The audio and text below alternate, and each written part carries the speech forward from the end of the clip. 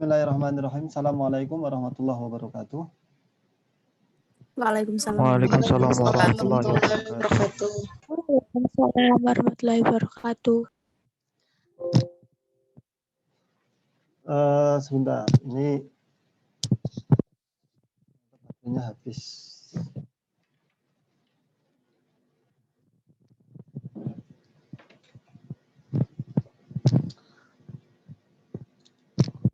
Baik, pada pertemuan pertama ini di kuliah mekanika. Jadi kuliah mekanika di semester ini dibagi menjadi 2 kelas dan masing-masing kelas itu diampu oleh dosen yang berbeda ya. Di kelas ini pengampunya saya, di kelas yang lain atau kelas A atau kelas B ya, kelas A ya. Kelas B, yang kelas B itu Bu Mira Nurwulandari. Baik, buku yang akan kita gunakan itu adalah buku Analytical Mechanics ya. Buku Analytical Mechanics.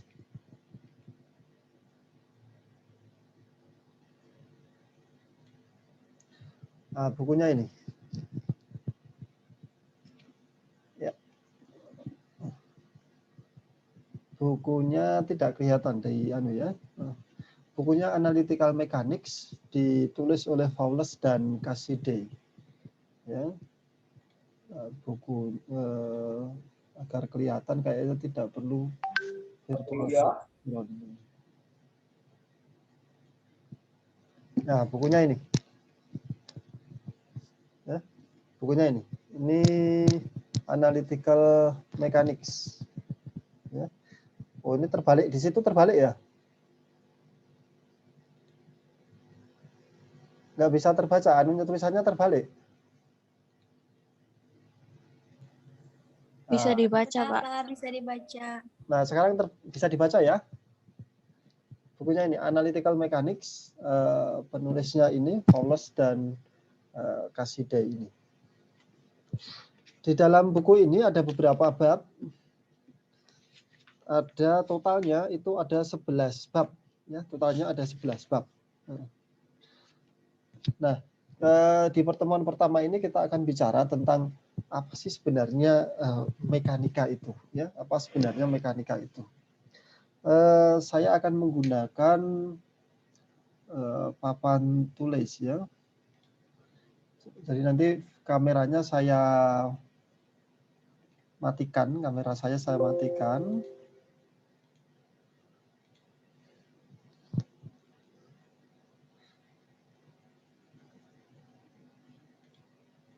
Karena saya harus melipat melipat laptop saya agar bisa saya gunakan untuk menulis.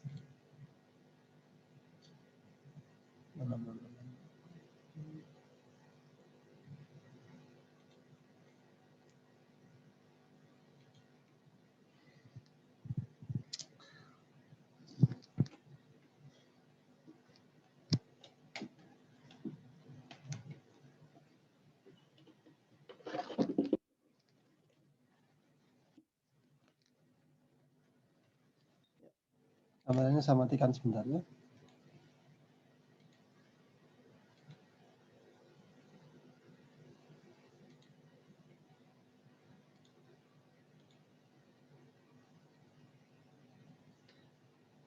Di mana matikan?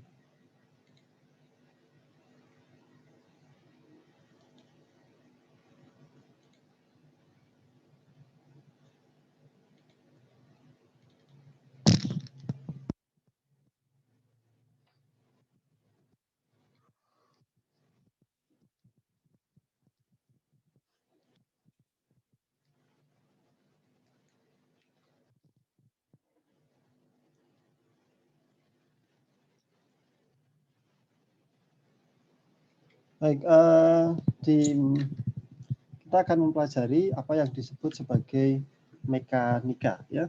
Jadi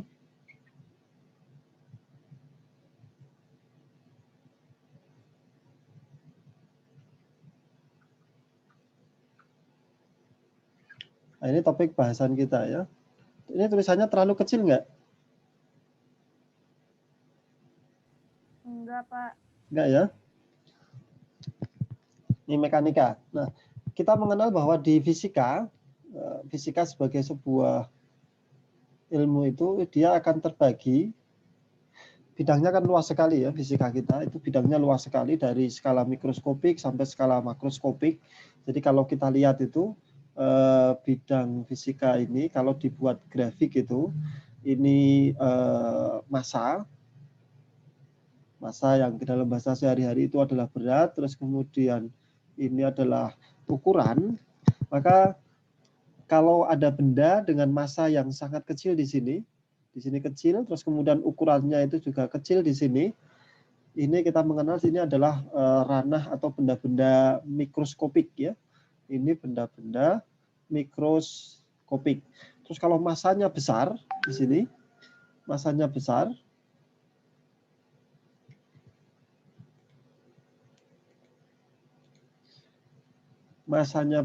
terus kemudian di sini masanya besar, ukurannya ini juga besar, nah, ketemunya di sini, kita mengenal ini adalah benda-benda makroskopik ya, benda-benda makroskopik. Nah, jadi fisika kita itu mempelajari di sini, dari mikroskopik sampai skala makroskopik itu. Nah, bumi kita itu kan hidup di bumi, kira-kira bumi ya, dia ada di sini, ya, kira-kira ada di sini. Benda-benda mikroskopik itu ada ya atom, terus kemudian dunia subatomik begitu. Terus sementara itu benda-benda makroskopik itu adalah benda-benda yang sangat besar sekali ya, skala makro ya, jagat makro kayak gitu. Benda-benda yang saking gedenya itu, saking besarnya itu kita juga tidak melihatnya ya, karena alam semesta sangat luas sekali. Ini semuanya dipelajari di dalam fisika. Bumi ada di sini, gerak air, gerak udara, dan seterusnya, gerak panas itu semuanya ada di sini, kira-kira ada di sini. Nah, seluruh objek kajian di dalam fisika ini kemudian disederhanakan, ya, disederhanakan menjadi beberapa bidang saja atau beberapa bagian. Bagian yang pertama ini disebut sebagai mekanika klasik, ya, mekanika klasik. Terus kemudian bidang yang kedua, ini ada termodinamika. Kemudian bidang yang ketiga, ini ada optika. Terus kemudian bidang berikutnya ada listrik magnet atau elektromagnetika. Ya. Atau elektromagnetika. Terus kemudian bidang yang kelima, ini ada mekanika kuantum. Sementara itu bidang yang keenam, ini ada relativitas. Ya, ada relativitas. Nah, bidang-bidang ini kan menunjukkan bahwa objek kajiannya itu sudah berbeda-beda. Misalkan, mekanika klasik ya, mekanika klasik ini mempelajari objek-objek yang ada atau benda-benda yang dia bisa kita indera, gerak batu, gerak air, terus kemudian gerak benda-benda langit begitu, yang dia bisa kita indera. Terus kemudian dan kecepatannya ini ya, ukurannya ini relatif besar ya, mekanika klasik, bendanya itu ukurannya relatif besar, kecepatannya relatif rendah jika dibandingkan dengan kecepatan cahaya. Objeknya itu, gerak benda-benda yang bisa kita indera. Nah, kemudian termodinamika, objeknya apa? Objeknya ini adalah panas atau kalor. Objeknya ini. Nah, jadi panas atau kalor itu nggak bisa kita jelaskan dengan kajian-kajian mekanika klasik, kajian-kajian mekanika klasik kayak gitu. Nanti akhirnya ya, kalau dalam perjalanan sejarahnya itu mekanika klasik ini, semua yang kita pelajari nanti itu bisa digunakan ya, bisa digunakan untuk menjelaskan dinamika panas. Tapi akhirnya akan memunculkan disiplin baru karena berbeda ya. Pada akhirnya berbeda nanti. Misalkan kalau di mekanika, kita mempelajari semua objek itu kan pasti terikat dengan waktu. Di termodinamika, waktu itu tidak ada. Ya, tidak nampak besarnya, itu besarannya tidak nampak di termodinamika. Terus kemudian optika. Optika ini objek kajiannya ini interaksi cahaya dengan materi. Misalkan bagaimana cahaya itu menjalar, ya, bagaimana cahaya itu dibiaskan, bagaimana cahaya itu kemudian mengalami polarisasi dan seterusnya seperti itu. Oh, itu berbeda, sudah berbeda dengan termodinamika, berbeda dengan mekanika klasik. Ya, objek kajiannya khusus itu. Terus kemudian objek kajian, bidang kajian berikutnya adalah elektromagnetika. Elektromagnetika. Ini juga sudah berbeda dengan optika, berbeda dengan termodinamika. Elektromagnetika itu. Di sini nanti kita akan berkenalan apa itu dengan medan-medan elektromagnetika, ya, dengan medan listrik, dengan medan magnet dan seterusnya seperti itu. Kemudian mekanika kuantum. Mekanika kuantum ini mempelajari benda-benda yang kecil, mikroskopik. Dan kecepatannya kalau dibandingkan dengan mekanika klasik, maka benda-benda di sini kecepatannya relatif tinggi. Jadi ini bendanya kecil, kecepatannya tinggi. Oh, itu berarti objek bidang kajian mekanika kuantum. Berikutnya adalah relativitas. Ya, relativitas. Di relativitas ini kita akan mempelajari benda-benda yang objeknya itu sangat besar. Misalkan matahari, bintang, seperti itu. Objeknya sangat besar, masanya itu sangat besar. Atau objek dengan kecepatan yang sangat tinggi, mendekati kecepatan cahaya. Jika dibandingkan dengan kecepatan cahaya, dia mendekati kecepatan cahaya. Nah, ini relativitas. Maka nanti formulasi-formulasi yang kita gunakan itu adalah formulasi-formulasi di relativitas. Sampai saat ini, bidang-bidang kajian ini, ya, bidang-bidang kajian ini, 6 bidang kajian ini belum bisa digabung atau belum bisa disatukan. Mungkin ada irisan antara termodinamika dengan mekanika, ya. Ada irisan antara optika dengan mekanika klasik, ya. Ada irisan antara mekanika dengan elektromagnetika, ya. Atau mekanika klasik dengan relativitas, mekanika klasik dengan mekanika kuantum, ya. Tetapi misalkan kalau ada satu objek atau fenomena di alam raya ini yang kemudian bisa dijelaskan dengan satu bidang kajian, ya, itu dianggap sebagai satu bidang kajian. Saat ini di fisika itu belum bisa itu dicapai, ya. Harapan yang semacam itu belum bisa dicapai. Jadi saat ini kita mengenal bahwa di fisika ini ada 6 bidang kajian ini, ya. Ada 6 bidang kajian. Ya. Nah, dari semua 6 bidang kajian ini, mekanika klasik, termodinamika, optika, elektromagnetika, mekanika kuantum, relativitas, yang merupakan, ya, pondasi dari semuanya itu, yang merupakan pondasi dari semuanya itu adalah mekanika klasik. Mekanika klasik. Ini pondasi dari semuanya, ya.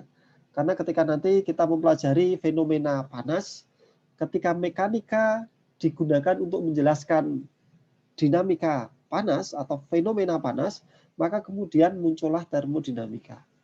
Ya.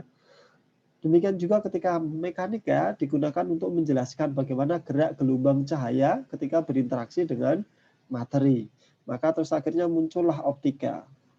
Demikian juga ketika mekanika digunakan untuk menjelaskan fenomena kelistrikan dan kemagnetan. Ya. Begitu seterusnya, termasuk mekanika kuantum dan relativitas itu. Jadi dalam tanda kutip, mekanika, ya, mekanika ini adalah induknya. Kalau kita bisa kita nyatakan dia sebagai induknya fisika. Induknya fisika. Jadi kita tidak mungkin bisa memahami semua bidang-bidang kajian fisika ini dengan baik kalau pemahaman kita tentang mekanika itu tidak kuat, ya, tidak kuat. Karena ini merupakan induknya fisika itu, ya. Dilihat dari sisi sejarahnya juga seperti itu, ya. Relativitas itu baru muncul ketika Einstein, itu tahun 1905, ya. Relativitas ini 1905. Terus kemudian mekanika kuantum ini juga belum lama, ya, baru umurnya juga baru 100-an tahun, ya. Sekitar 120-an tahun. Jadi ini munculnya 1905 1900-an. Terus kemudian listrik magnet. Ini baru abad ke-19, ya 1800-an sekian, akhir abad ke-19. Ketika Maxwell mengeluarkan atau merumuskan 4 persamaan Maxwell-nya itu. Optika. Optika itu dibandingkan dengan listrik magnet, mekanika kuantum, relativitas, optika ini jauh lebih tua, ya, jauh lebih tua. Katakanlah dia seusia mekanika, ya. Tapi dia merupakan dalam tanda kutip optika ini adalah penerapan atau aplikasi dari mekanika. Jadi kalau kita melihat ini optika itu sebagai sebuah disiplin yang seperti sekarang itu, ini mulai pada zaman Newton, ya, abad ke-17, 1600-an, akhir abad ke-17. Terus kemudian termodinamika, ya. Termodinamika itu kalau tidak salah abad ke-18. Yaitu ketika dia mapan sebagai sebuah disiplin ilmu itu diawali dengan percobaan sederhana dari Joule, ya, dari Joule. Terus kemudian mekanika klasik. Nah, ini seperti sekarang, mekanika klasik itu seperti sekarang itu dimulai dari Newton, ya, dimulai dari Newton. Dimulai dari Newton yang dia mengeluarkan karyanya itu pada tahun 1687. Jadi abad ke-17. Apakah ilmuwan-ilmuwan sebelum itu sudah sudah merumuskan mekanika atau yang lain kayak gitu? Iya, sudah. Ya, tapi untuk memudahkan kita, ya, kajian kita, karena kita tidak bukan di kajian sejarah, maka kita mengatakan bahwa mekanika ini mapan itu ketika Newton merumuskan bukunya atau mengeluarkan bukunya pada tahun 1687 itu. Nah, nanti yang lain kemudian gagasan-gagasan Newton itu kemudian digunakan untuk merumuskan kajian terhadap fenomena-fenomena yang lain. Karena itulah kita bisa menyatakan bahwa mekanika ini merupakan induk dari fisika, ya, induk dari fisika. Apa saja yang dipelajari di mekanika, ya? Apa saja yang dipelajari di mekanika? Semua fenomena-fenomena di mekanika itu selalu terikat dengan ruang dan waktu, ya. Terikat dengan ruang dan waktu. Jadi kalau ini adalah besaran T, terus kemudian ini adalah ruangnya, maka semua fenomena mekanika ini terikat dalam ruang dan waktu itu. Maka kita akan mendapatkan bahwa fenomena-fenomena di mekanika, karena ini adalah dimensi ruang, maka nanti kita akan selalu bertemu atau selalu berjumpa, ya, dengan besaran dimensi ruang. Ada besaran panjang, ini satuannya adalah meter, terus kemudian ini, ya, terus karena dia mempelajari massa, ada benda yang bergerak, maka ada kilogram. Ini satuan dari massa. Terus kemudian dia terikat dengan waktu, ya, second, ya. Nah, turunan dari ini nanti kita akan mendapatkan besaran-besaran yang lain, ya. Ini besaran-besaran yang terlibat nanti. Besaran panjang, ya, ini besaran panjang mewakili dimensi ruang, terus kemudian besaran ini massa. Ini adalah mewakili objek bendanya ini yang dia bermassa, terus kemudian ini waktu. Nah, ini objek-objek kajian di fisika, dia senantiasa akan terikat dengan ruang dan waktu itu, ya, terikat dengan ruang dan waktu. Nah, di mekanika, ya, di mekanika karena kita akan mempelajari gerak, ya, gerak dari benda-benda itu, maka sebagaimana sebuah gerak, kita perlu merumuskan gerak itu dipandang dari sisi mana. Nah, karena itulah kemudian muncul gagasan yang disebut sebagai kerangka acuan. Misalkan ini X dan Y kayak gitu. Jadi ketika ada benda itu bergerak itu, ini titik A, terus kemudian ini titik B, ada benda yang ketiga C itu. Ketika benda ketiga C itu bergerak ke sini, maka ini bisa kita lihat dari kerangka titik A atau kerangka titik B, kayak gitu. Hasilnya, ya, tentu saja akan menjadi berbeda, ya. Nah, di mekanika untuk memudahkan dari semua fenomena itu, kita nanti mengenal ada kerangka acuan. Ada kerangka acuan. Yang kemudian nanti disebut sebagai kerangka acuan universal. Nanti di bab berikutnya, ya. Kerangka acuan universal itu. Jadi kita meyakini, dalam tanda kutip, kita meyakini bahwa semua gerak benda-benda itu selalu membutuhkan kerangka acuan, ya, kerangka acuan.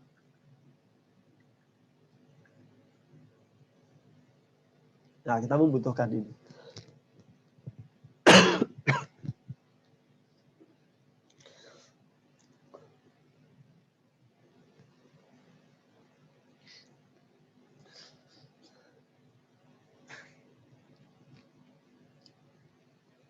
Baik, kita lanjutkan ya.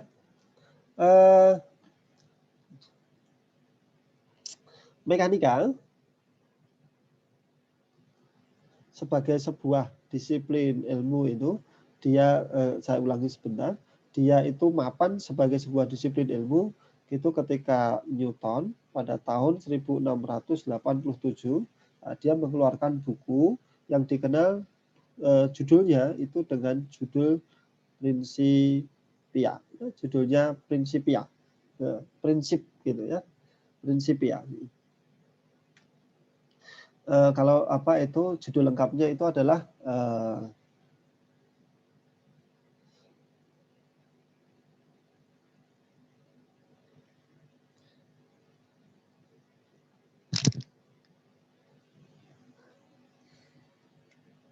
judul lengkapnya itu adalah prinsip-prinsip matematika dari filsafat alam. Ya. Jadi prinsip-prinsip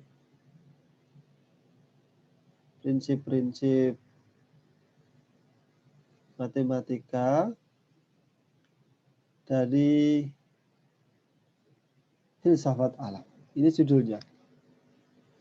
Di mathematical principle, ya, mathematical principle of natural philosophy. Prinsip-prinsip matematika dari filsafat alam. Jadi Newton sebagai seorang begawan fisika saat itu, istilah fisika saat itu belum ada. Ya, yang ada itu adalah istilahnya adalah filsafat alam. Ya, istilahnya adalah filsafat alam. Istilah fisika itu pada masa Newton itu tidak dikenal. Tapi istilah fisika itu sudah ada pada zaman Yunani, pada masa Aristoteles itu sudah ada. Tapi pada masa Newton, fisika itu dikenal sebagai filsafat alam ini. Ya, ini dari bukunya Newton yang menunjukkan seperti itu. Ya. Prinsip-prinsip matematika dari filsafat alam. Nah, hebatnya Newton itu adalah Newton itu bisa merumuskan atau mendeduksi bahwa seluruh fenomena-fenomena di alam raya, ya, semua gerakan-gerakan di alam raya itu bisa dijelaskan hanya dengan menggunakan 3 prinsip dasar saja. Ya, hanya dengan menggunakan 3 prinsip dasar saja. 3 prinsip dasar ini yang kemudian kita sebut sebagai 3 hukum Newton. Kurang besar dulu. Yang kita sebut sebagai 3 hukum Newton, ya. Kita sebut sebagai 3 hukum Newton. Kita ulang sebentar. Hukum yang pertama, hukum Newton yang pertama, bahwa semua benda, ya, semua benda itu akan mempertahankan keadaan geraknya. Jadi semua benda ini akan mempertahankan keadaannya, ya, keadaan gerakannya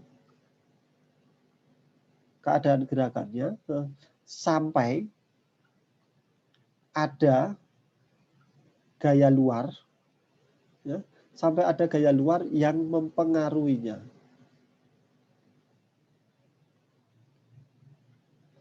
Jadi semua benda itu akan mempertahankan keadaan gerakannya sampai ada gaya luar yang mempengaruhinya. Jadi kalau benda itu, dia itu awalnya itu diam, berarti V-nya 0, maka selamanya benda itu akan diam. Ya, maka selamanya benda itu akan diam. Sampai kemudian ada sesuatu dari luar, ya, ada sesuatu dari luar yang itu mempengaruhinya. Maka benda itu keadaan geraknya akan berubah. Kalau ada sebuah benda yang dia bergerak dengan kecepatan konstan, dengan kecepatan tetap, misalkan 5 meter per detik. Ya, 5 meter per detik. Maka kemudian selamanya benda ini itu akan tetap bergerak dengan kecepatan ini. Sampai kemudian ada sesuatu dari luar yang mempengaruhi keadaan gerak itu. Jadi ketika ada sesuatu dari luar yang mempengaruhi itu, maka dia akan berubah keadaan geraknya. Ini yang disebut sebagai hukum inersia. Ya. Biasa dikenal sebagai hukum inersia. Ini hukum yang pertama. Hukum yang pertama. Ya. Hukum yang kedua. Hukum yang kedua.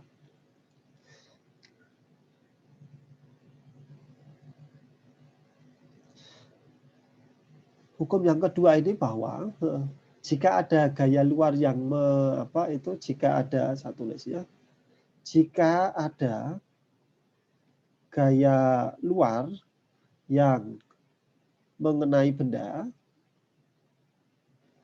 jika ada gaya luar yang mengenai benda, maka benda akan memiliki percepatan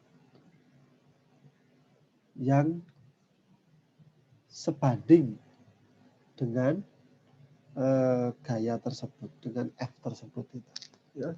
Jadi jika ada benda, ini benda, dia bermasa M, dia kemudian dikenai gaya dari luar F, maka kemudian ini akan muncul percepatan. Ya. Hati-hati ya.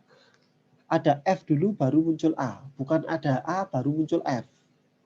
Jadi ada benda bermasa M, dikenai gaya F, maka kemudian benda itu akan memiliki percepatan sebesar A.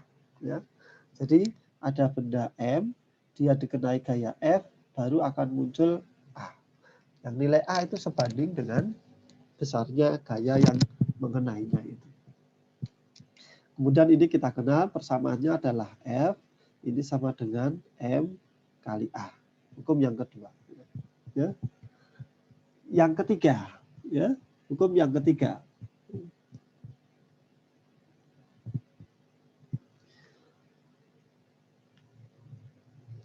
Jika sebuah benda itu dikenai gaya, yang kemudian gaya ini disebut gaya aksi kayak gitu, maka akan ada respon balik. Akan ada respon balik. Ya, akan ada respon balik yang besarnya sama. Respon balik besarnya sama, tetapi arahnya berbeda. Tetapi arahnya berlawanan. Ya, tetapi arahnya berlawanan. Nah, ini kemudian kita mengenalnya sebagai aksi. Ini sama dengan minus reaksi. Ya. Aksi sama dengan minus reaksi. Ya. Nah, semua fenomena-fenomena itu, ya, semua fenomena-fenomena itu bisa dijelaskan dengan 3 ini. Bisa dikembalikan, ya. Serumit apapun, ya. Serumit apapun fenomenanya, ya, serumit apapun fenomenanya, itu semuanya nanti bisa dikembalikan ke 3 prinsip dasar atau ke 3 hukum Newton ini. Serumit apapun. Jadi fenomena gerakan apapun itu semuanya akan bisa dikembalikan ke sini. Ya, bisa dikembalikan ke sini. Karena itulah ciri khasnya di sini ya, dari 3 hukum ini ciri khasnya bahwa di mekanika klasik itu ciri khasnya nanti kita akan bersentuhan dengan besaran fisika yang dikenal sebagai gaya. Ya. Ini adalah massa inersia. Terus kemudian di sini ada F sama dengan ma. Di sini adalah gaya aksi sama dengan minus gaya reaksi itu. Nah, konsep utama dari fisika Newton itu adalah konsep tentang gaya. Pertanyaannya adalah, apakah gaya itu? Ya, apakah gaya itu?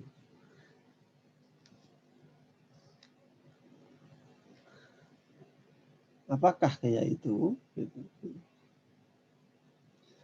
Ada yang bisa memberikan pendapatnya? Mbak Silva.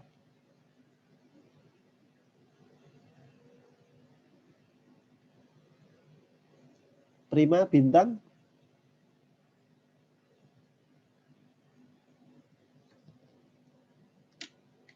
Atau komputer ya?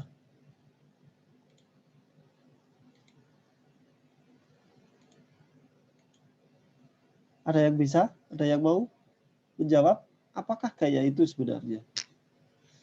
Ya, Pak. Ya, siapa? Lucy Ya, Yuliani. ya silakan Mbak.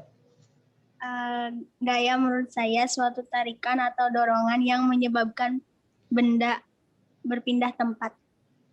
Gaya adalah suatu tarikan atau dorongan ya yang menyebabkan benda itu berpindah tempat. Ya. Tidak ada yang salah dari pendapat itu. Ya, tidak ada yang salah dari pendapat itu. Gaya memang bisa dimaknai sebagai tarikan atau dorongan. Pertanyaan berikutnya adalah apakah gaya itu dimiliki oleh benda? Jadi jawaban tadi itu benar. Jawaban tadi itu benar. Gaya itu memang bisa dimaknai sebagai tarikan atau dorongan. Jadi kalau ada satu benda ini kita bisa mendorong, maka ini adalah gaya. Kita bisa menarik, ini juga gaya. Ya, tarikan atau dorongan terhadap benda. Persoalan apakah gaya itu nanti itu bisa mengubah keadaan gerak benda atau dan seterusnya seperti itu persoalan berikutnya. Tapi gaya itu adalah tarikan atau dorongan. Ya. Apakah ini kalau ini bisa bergeser, nanti itu terkait dengan usaha karena ada pergeseran dan seterusnya seperti itu. Ya. Tapi gaya pengertian dasarnya adalah ini tarikan atau dorongan. Pertanyaan berikutnya adalah apakah gaya itu dimiliki oleh benda?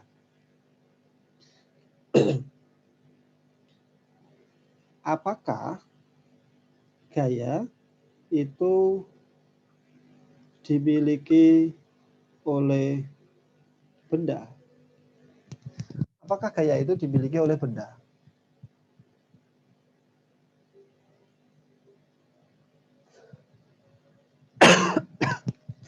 Ada yang tahu? Jawabannya cuma ya atau tidak ini. Ya atau tidak? Siapa? Tidak. Hah? Tidak. Kalau jawabannya adalah tidak, lalu gaya itu dimiliki oleh siapa? Sumber gaya. Sumber gaya. Berarti sumber gayanya siapa? Misalkan, ya. Misalkan gaya yang sangat familiar bagi kita ya. Gaya gravitasi. Ini M1, ini M2. Kalau gaya itu tidak dimiliki oleh benda, tadi disebutkan bahwa gaya itu adalah dimiliki oleh sumber gaya. Di manakah sumber gaya itu? Atau siapakah sumber gaya itu? Bumi. Ya ini benda umum ya, bisa bumi, bisa matahari, bisa bumi dengan bulan, bumi matahari, planet satu dengan planet yang lain, atau planet X dengan planet Y kayak gitu. Benda apapun kayak gitu, misalkan ada dua benda seperti itu.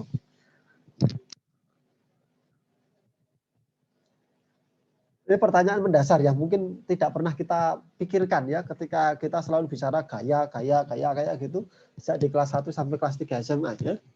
Gaya itu sebenarnya dimiliki oleh siapa? Apakah gaya itu dimiliki oleh benda? Ya atau tidak? Tadi jawabannya adalah tidak. Terus kemudian lalu siapa pemilik gaya? Sumber gaya. Siapakah sumber gaya itu? Interaksi yang menyebabkan suatu benda. Interaksi. Gimana? Gaya benda itu, setahu saya benda itu tidak memiliki gaya. Benda memiliki gaya karena adanya tarikan atau gravitasi bumi. Benda memiliki gaya karena ada tarikan atau gravitasi bumi. Oke, udah masuk ini. Jadi benda itu itu sebenarnya tidak memiliki gaya. Mengapa? Karena gaya, ya. Jadi ini apakah gaya itu dimiliki oleh benda? Tidak. Gaya itu sebenarnya dia adalah interaksi. Jadi ini itu sebenarnya adalah interaksi. Jadi hubungan. Gaya itu sebenarnya adalah hubungan atau interaksi. Yang namanya interaksi itu hanya akan muncul kalau minimal ada dua benda. Kayak kita ya. Ada interaksi antara manusia. Interaksi manusia itu muncul kalau minimal ada dua manusia. Kalau cuma satu nggak akan ada interaksi. Interaksi sama siapa? Hubungan sama siapa? Adanya cuma satu diri sendiri kayak gitu kan. Nah, itu gaya itu seperti itu. Jadi kalau cuma ada satu benda saja, kalau cuma ada satu benda, M1, maka tidak ada interaksi. Tapi begitu ada M2 yang berjarak tertentu, misalkan jaraknya R, ini M2, maka kemudian ada interaksi. Nah, interaksi ini yang disebut sebagai gaya. Kalau ada benda yang ketiga di sini, nah ini ada orang ketiga. Ya. Karena kehadiran pihak yang ketiga, maka interaksinya menjadi berbeda. Maka hati-hatilah ketika ada pihak yang ketiga datang gitu ya. Ke sini ya.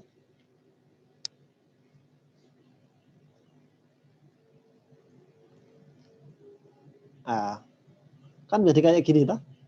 Interaksinya menjadi kompleks. Interaksinya menjadi lebih rumit. Ada interaksi dengan ini benda yang ketiga ya. M1 dengan M3 berinteraksi, M1 dengan M2 berinteraksi, M2 dengan M3 berinteraksi. Resultan dari interaksi ketiganya ini akan menghasilkan interaksi bersama, ya, menghasilkan interaksi bersama yang di dalam bahasa fisika nanti kita sebut sebagai itu resultan dari interaksi itu. Nah, tergantung formatnya kan nanti, misalkan bendanya begini formatnya, nah ini formasinya. Nah, kan kayak gitu. Jadi hadirnya pihak ketiga itu mempengaruhi formasi interaksi. Bagaimana kalau hadir pihak keempat? Wah, interaksinya tambah rumit lagi. Ya, interaksinya tambah rumit lagi. Ke sini. Nah, jadi satu benda akhirnya berinteraksi dengan tiga benda yang lain. Kalau kita lihat ini ya. Satu benda akhirnya berinteraksi dengan tiga benda yang lain. Nah, ini hanya akan muncul kalau bendanya, kalau ada benda lain yang muncul di sekitarnya. Begitu bendanya itu hilang, ya, begitu bendanya itu hilang, misalkan lenyap kayak gitu, nah ini lenyap, maka interaksinya juga akan lenyap. Nah, interaksinya juga nggak ada. Mau interaksi sama siapa? Kesepian dia. Jadi gaya itu adalah interaksi. Ya, karena dia adalah interaksi, maka gaya tidak dimiliki oleh benda. Gaya adalah interaksi, tidak dimiliki oleh benda. Ini hati-hati ini, ya, hati-hati. Karena biasanya sering kita memahami bahwa gaya itu dimiliki oleh bendanya. Enggak, gaya bukan dimiliki oleh bendanya. Gaya adalah interaksi, interaksi antar benda. Ya. Karena dia interaksi, maka dia hanya akan muncul ketika minimal ada dua benda. Ya, minimal ada dua benda. Ya. Nah, minimal ada dua benda ini. Ini M1, ini M2. Minimal ada dua benda, baru muncul interaksi. Nah, ini yang disebut sebagai gaya. Ya. Nah, pada prinsipnya, jika ada banyak sekali gaya, jika ada banyak sekali benda, maka seluruh interaksi ini, ya, seluruh interaksi ini semuanya bisa dikembalikan ke interaksi hukum, ke tiga prinsip hukum Newton itu. Ya. Pada prinsipnya bisa, hanya mungkin kita akan mengalami kendala teknis, menghitungnya menjadi lebih lama, lebih lambat dan seterusnya. Tapi kalau sekarang kendala teknis itu bisa diatasi dengan adanya bantuan komputasi, dengan bantuan komputasi fisika. Ya. Kalau kita menghitung 1 tambah 1 kan cepat ya. Begitu 1 tambah 1 tambah 1 masih cepat ya, 1 tambah 1. Begitu terus 1 tambah 1 tambah 1 tambah 1 terus 1 tambah 1 tambah 1 tambah 1 berapa? Kita kan mengalami perlambatan berpikir ya. Apalagi kalau banyak sekali 1 tambah 1 1 tambah 1 tambah 1 tambah 1 tambah 1 tambah 1 tambah 1 tambah 1 tambah 1 tambah 1 tambah 1 tambah 1 tambah 1 tambah 1 tambah 1. Jumlahnya berapa? Ada yang menghitung jumlahnya berapa ini?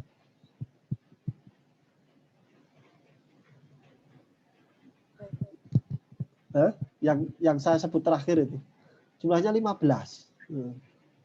Itu hanya 1 tambah 1. Tapi kalau komputasi itu mengerjakan penjumlahan seperti itu sama mudahnya seperti mengerjakan penjumlahan 1 tambah 1. Ini prinsip di mekanika seperti itu. Ya, ketika dikerjakan dengan komputasi bahwa ya pada prinsipnya semua fenomena itu bisa dijelaskan dengan dengan 3 hukum Newton itu. Hanya mungkin ada kendala teknis ya, tapi secara prinsip semuanya bisa diselesaikan, bisa dikembalikan ke 3 hukum Newton itu. Nah, ciri khasnya itu adalah gaya. Nah, bukankah di alam semesta ini ada banyak sekali benda ya? Ada banyak sekali benda, ada bendanya macam-macam kayak gitu ya. Ada bendanya macam-macam. Kalau benda itu sifat-sifatnya ya itu dilihat dari masanya, maka kita akan mengatakan bahwa interaksi yang muncul kita sebut sebagai interaksi gravitasi ya. Interaksi yang muncul kita sebut sebagai interaksi gravitasi. Bagaimana kalau sifat di dalam benda itu bukan masanya, tapi sifat di dalam benda itu adalah sifat kelistrikannya, ya, sifat kelistrikannya, misalkan positif dan negatif kayak gitu, sifat kelistrikannya. Maka interaksinya apa? Kita mengenalnya sebagai interaksi elektromagnetika, ya, atau ini kita sebut sebagai gaya gravitasi. Terus kemudian ini gaya elektromagnet. Nah,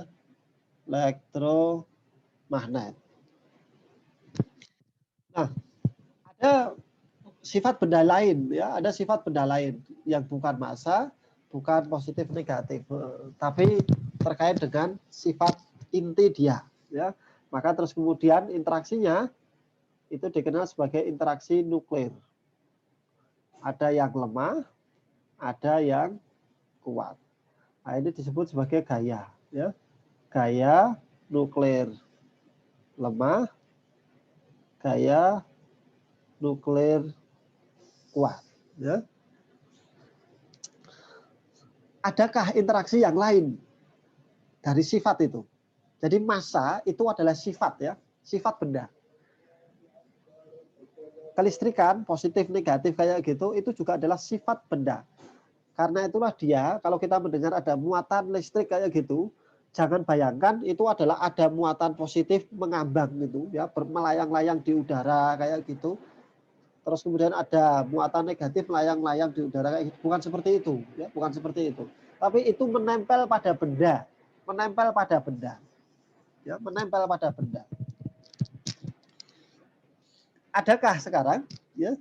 Adakah sekarang sifat-sifat yang lain? Berdasarkan penelusuran para fisikawan ya, semua sifat-sifat itu sudah diwakili. Ya, semua sifat-sifat itu sudah diwakili oleh sifat massa, sifat kelistrikan, terus kemudian sifat nuklir itu. Karena itulah seluruh interaksi yang ada di alam raya, itu hanya bisa atau bisa disederhanakan ya. Seluruh interaksi yang ada di alam raya itu bisa disederhanakan menjadi 4 interaksi saja atau 4 gaya saja. Yaitu gaya ini, gaya gravitasi, gaya elektromagnet, gaya nuklir lemah, gaya nuklir kuat. Yang akan kita pelajari di fisik, di mekanika itu adalah gaya atau interaksi gravitasi ini. Ya, kalau gaya elektromagnet dipelajari di listrik magnet. Gaya nuklir dipelajari di fisika atom inti. Jadi ini disederhanakan ya, disederhanakan bahwa seluruh interaksi yang ada di alam raya itu bisa disederhanakan menjadi 4 interaksi saja atau 4 gaya saja, yaitu gaya gravitasi, gaya elektromagnet, gaya nuklir lemah, dan gaya nuklir kuat. Nah, sekarang pertanyaannya adalah, apakah ya, misalkan ya, Anda pegang telapak tangan Anda, terus kemudian kalau Anda sedang memegang apa itu pena atau ballpoint atau pensil kayak gitu, coba tusuk telapak tangan kiri itu. Maka ketika kita menusukkan pena kita ke telapak kiri, kita akan merasa kesakitan. Interaksi itu sebenarnya interaksi yang mana? Apakah bisa dikembalikan ke interaksi gravitasi, interaksi elektromagnet, interaksi nuklir lemah, interaksi nuklir kuat? Apakah bisa dikembalikan ke sana? Bisa. Bisa, yang mana? Yang interaksi listrik, Pak. Ya, kenapa yang interaksi listrik? Kan si ballpointnya menyentuh kulit, terus menyentuh saraf langsung ke otak, itu pakai listrik. Ya, konfigurasi elektronnya berubah ketika ada tusukan dari ballpoint itu ke dalam kulit kita. Maka itu sebenarnya adalah interaksi listrik magnet, gitu. Interaksi listrik magnet. Nah, kalau di mekanika yang akan kita bahas itu adalah interaksi gravitasi itu. Interaksi gravitasi, ya, gaya gravitasi itu menunjukkan bahwa ada satu benda besar, benda apapun itu ya, ada satu benda besar, dia bermasa M, terus kemudian benda-benda yang lain itu ada di sekitar benda besar itu. Nah, interaksi ini yang kemudian itu dikenal sebagai interaksi gravitasi. Karena kita ada di bumi, maka kemudian massa ini adalah massa bumi. Benda-bendanya ada di atas permukaan bumi. Jadi, misalkan seluruh gerakan yang kita analisis itu sebenarnya adalah interaksi antara benda-benda tersebut dengan dengan bumi kita. Yang M itu. Misalkan ya, kalau kita punya batu ya, batu dia jatuh, batunya bermassa M kecil, maka dia jatuh itu. Dia jatuhnya kan ke permukaan bumi ya. Di sini ada pusat bumi, ini bumi. Ya, dia bermassa M. Maka sebenarnya kan terjadi interaksi kayak gini. Ya. Nah, bumi karena dia itu kalah besar, maka dia akhirnya itu ketika dilempar ke atas, batunya itu akan kembali ke permukaan bumi. Dia jatuh. Tapi ada interaksi seperti ini sebenarnya. Ya. Mungkin di sini ada sekitar, bukankah di sini juga ada batu-batu yang lain? Ya, tapi dia kalah kuat dengan interaksi antara batu tersebut dengan bumi. Dia kalah kuat dengan itu. Ini kan batu-batu kecil banyak sekali kan di sekitarnya kayak gini, tapi dia kalah kuat interaksinya itu dengan itu. Ya. Kalau di politik ya itu kayak partai-partai kecil ya, partai-partai gunung sama ada partai raksasa ya, partai besar kayak gitu. Ya semuanya kan pasti akan kalah dengan partai besar itu. Nah, kan analogi sederhananya kayak gitu. Maka sebenarnya ini adalah karena ini melibatkan sifat massa di sini, terus kemudian ini juga sifat massa, maka ini gerak benda jatuh itu sebenarnya adalah interaksi gravitasi. Dan dalam analisisnya nanti kita juga ketemu dengan besaran yang memang menunjukkan bahwa itu adalah interaksi gravitasi. Ya. Dari persamaan gravitasi Newton, F sama dengan G, M1, M2 dibagi R kuadrat itu, akhirnya nanti kita akan memiliki besaran, karena ini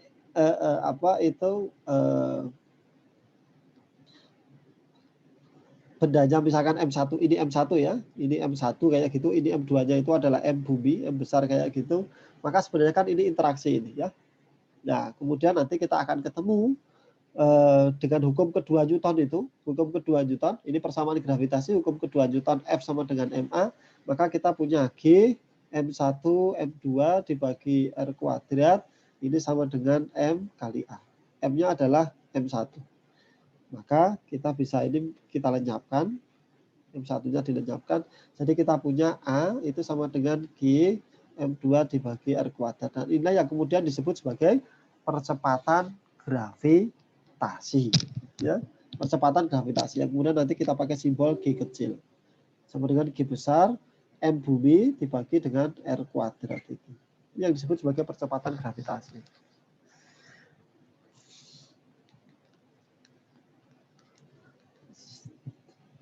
Ada pertanyaan sampai di sini?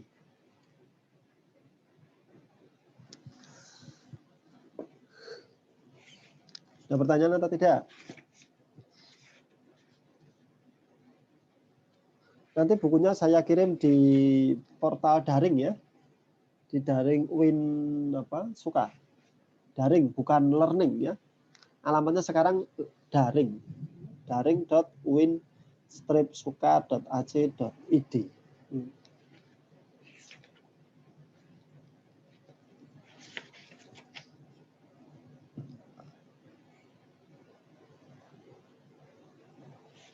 Ada pertanyaan? Besok kuliah lagi ya? Iya Pak, besok lagi Pak. Ya. Kalau tidak ada, mungkin pertemuan pertama sampai di sini dulu. Ada pertanyaan atau tidak? Jadi kita kenalan ya. Ini kita belum pernah bertemu muka ya. Ya, saya ingin semuanya dihidupkan sambil kenalan ya.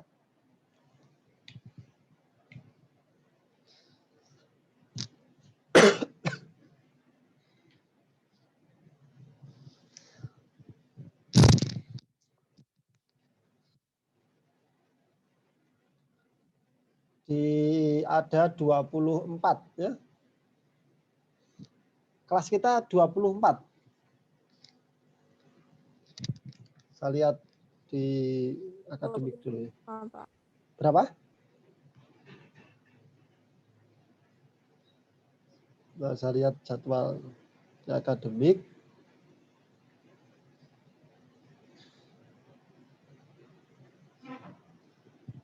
Dua 25 Pak, si Sultan susah sinyal.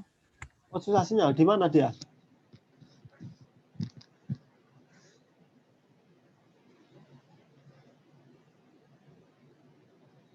Ya, ada 25 mahasiswa ya. Saya urutkan dari atas ya. Nurminatul Husna. Hadir Pak. Hadir ya. Sultan Taufik, ini yang nggak hadir.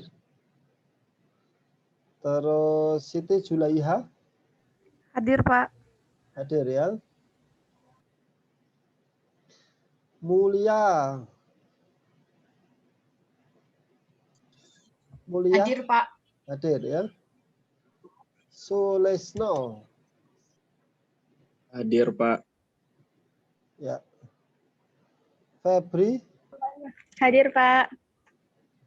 Terus Adinda. Hadir Pak. Mana Adinda? Adinda ya. Hadir Pak. Devi Puspitasari. Hadir Pak. Terus Ahmad Rifan. Hadir Pak. Hadir ya. Silva. Hadir Pak.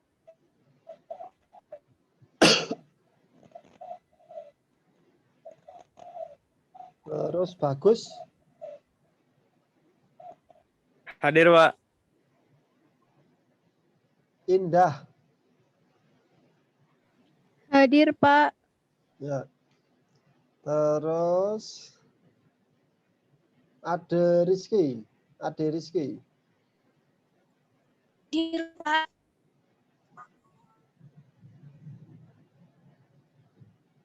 Bella Tri Utami. Hadir Pak. Ya. Prima Bintang.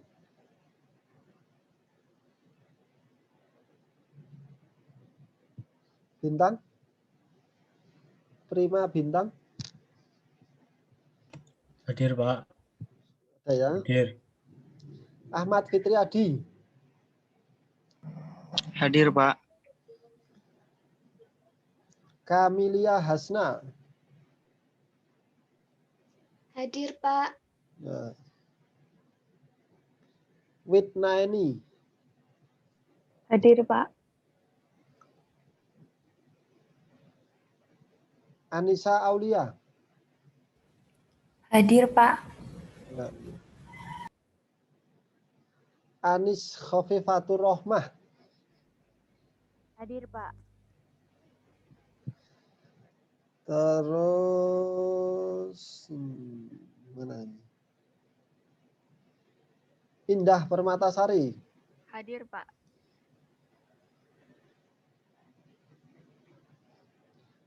Terus Hani. Hadir, Pak.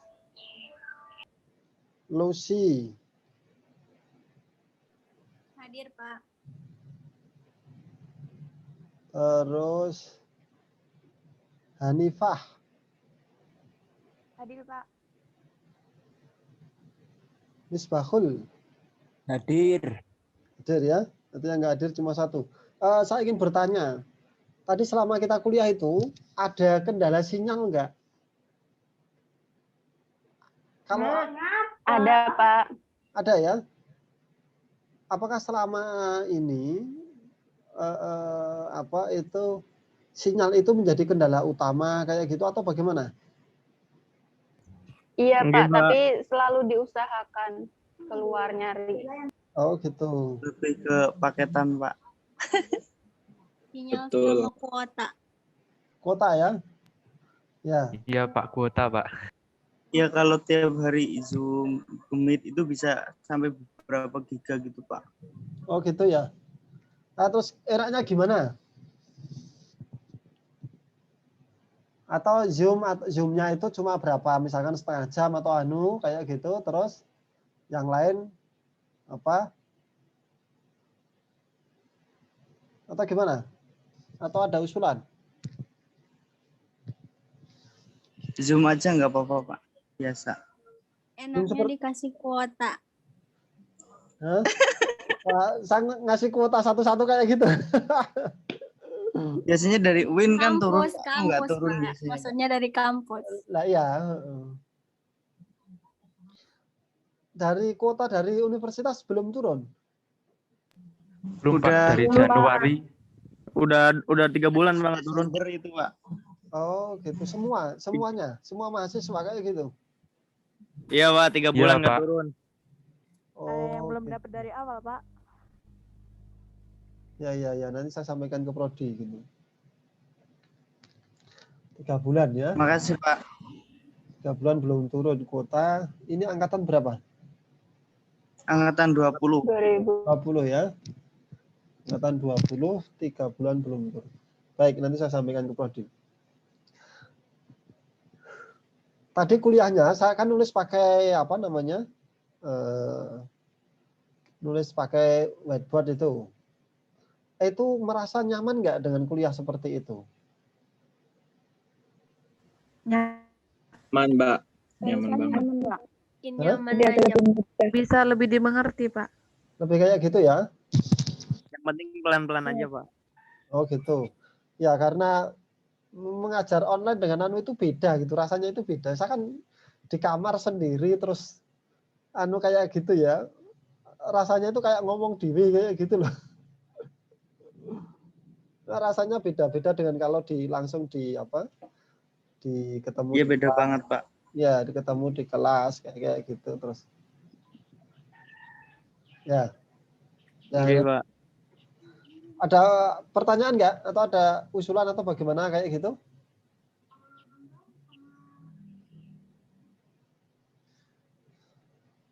Itu, Pak, kalau boleh minta yang di papan tulis. Oh ya, nanti itu kan bisa saya PDF-kan, terus kemudian nanti saya masukkan ke apa namanya daring, ya. Masukkan ke sistem daring Winsuka itu biar apa terdokumentasi juga kayak gitu. Yang tulisan-tulisan tadi itu tuh. Terus kemudian nanti setelah ini biar apa itu rencana kuliah apa videonya saya upload di YouTube kayak gitu. Jadi mungkin bagi yang tidak bisa tadi ada sinyal, masalah sinyal atau ingin mengulang lagi kayak gitu, nanti bisa bisa disimak kembali di YouTube. Baik, begitu dulu ya. Bukunya nanti bukunya tebalnya sekian. Tebalnya segini.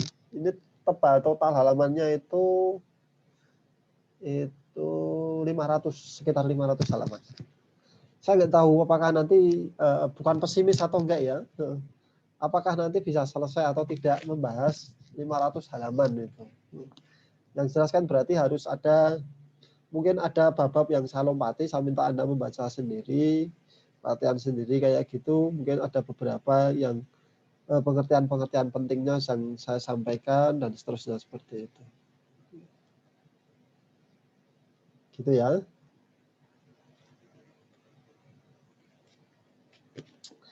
Ada pertanyaan? Bukunya bahasa Inggris ya, bukunya berbahasa Inggris. Jadi ini buku yang juga digunakan di universitas-universitas di UGM dan universitas-universitas di luar gitu. Salah satu textbook di mekanika analitik yang banyak dipakai salah satunya adalah ini, Paulus ini.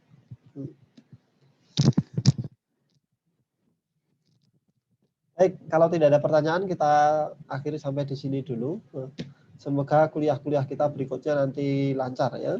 Tidak ada kendala kayak gitu. Amin. Tetap sehat, tetap jaga kesehatan. Ini semuanya belum ke Jogja atau masih di rumah? Sama aja, belum ke Jogja atau masih di rumah ya? Sudah ke Jogja atau masih di rumah? Masih di rumah. Di rumah, Pak. Masih di rumah, Pak. Pak. Di rumah, Pak. Udah punya kos belum? Belum, Pak. Belum punya kos ya? Belum. Ya, punya kos juga nggak ditempati toh? Iya, Pak. Baik, kita akhiri sampai di sini. Semoga pertemuan pertama ini pada pertemuan yang baik, membawa keberkahan untuk kita semuanya. Subhanakallahumma bihamdika asyhadu an la ilaha illa anta astaghfiruka wa atubu ilaik. Assalamualaikum warahmatullahi wabarakatuh. Waalaikumsalam warahmatullahi Terima kasih, Pak. Terima kasih, Bapak. Terima kasih, Pak. Terima kasih, Bapak. Kita akhiri ya. Saya klik end. Ya. Iya, Pak.